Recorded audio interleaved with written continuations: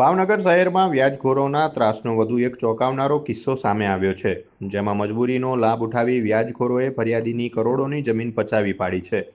આ મામલે ભાવનગરના ભરતનગર પોલીસ મથકમાં 4 શખ્સો વિરુદ્ધ ગંભીર કલમો હેઠળ ફરિયાદ નોંધાઈ છે. મૂળ સુરત રહેતા ફરિયાદી રજનીભાઈ જાસુલિયાને વર્ષ 2018માં નાણાંની જરૂર હોવાથી તેમણે આરોપીઓનો સંપર્ક કર્યો હતો.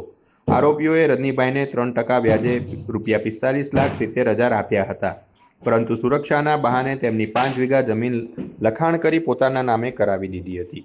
જમીન પચાવી પાડ્યા બાદ જ્યારે 2021માં જમીનના ભાવ આસમાને પહોંચ્યા, ત્યારે આરોપીઓએ માલિકને જાણ કર્યા વગર જ આ જમીન અન્ય વ્યક્તિને અંદાજે ₹1,50,00,000માં વેચી મારી હતી.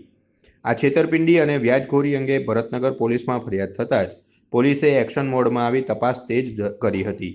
પોલીસે આ કૌભાંડમાં સામેલ વિહોતર ગ્રુપ ઓફ ગુજરાતના પ્રમુખ સહિત 3 આરોપીઓની ધરપકડ કરી લીધી છે, જ્યારે ચોથા શખ્સની શોધખોળ માટે ચક્રો ગતિમાન કર્યા છે.